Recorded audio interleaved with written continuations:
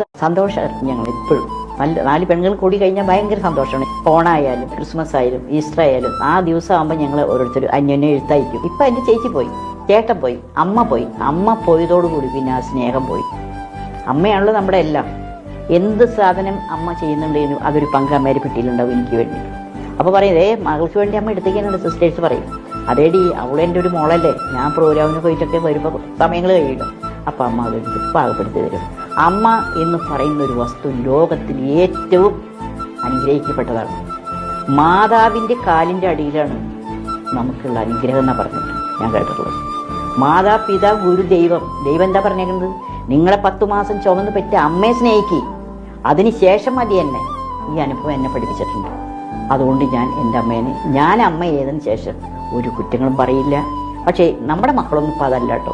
നമ്മളത് ആശിച്ചിട്ട് കാര്യമില്ല. ലോകം പുരോഗമിച്ച് അവർ കാണുന്ന ലോകം വേറെ ഒന്നാണ്, ഞാൻ കണ്ട ലോകം വേറെ ഒന്നാണ്. അപ്പം അതുകൊണ്ട് അതിന് ആഗ്രഹമല്ല. ഞാൻ എൻ്റെ അമ്മേനെ സ്നേഹിച്ചിരുന്നു. ഇന്നും രാത്രി കിടക്കാൻ നേരത്ത് എൻ്റെ അപ്പനും എൻ്റെ അമ്മയ്ക്കും എൻ്റെ ഭർത്താവിനും എൻ്റെ വേണ്ടപ്പെട്ടവർക്കൊക്കെ പ്രാർത്ഥിച്ച് കഴിഞ്ഞതിന് ശേഷമേ ഞാൻ തലേണയിൽ തലവയ്ക്കുള്ളൂ. അതങ്ങനെ ഒരു പാരമ്പര്യമായി. അന്ന് പ്രാർത്ഥിച്ചില്ലെങ്കിൽ എനിക്ക് ഭയങ്കര വിഷമം, എന്തോ മാനസിക. എവിടെ പ്രോഗ്രാം കഴിഞ്ഞ് എത്ര നേരമായി കണ്ണടച്ചിട്ടൊക്കെ ആയിരിക്കും പ്രാർത്ഥിക്കുന്നത്. എന്നാൽ ആ കർമ്മം ചെയ്തെങ്കിലേ എനിക്കൊരു സമാധാനമുള്ളൂ. ഇന്നും ഞാനത് അനുഷ്ഠിച്ച് പോയിരുന്നു.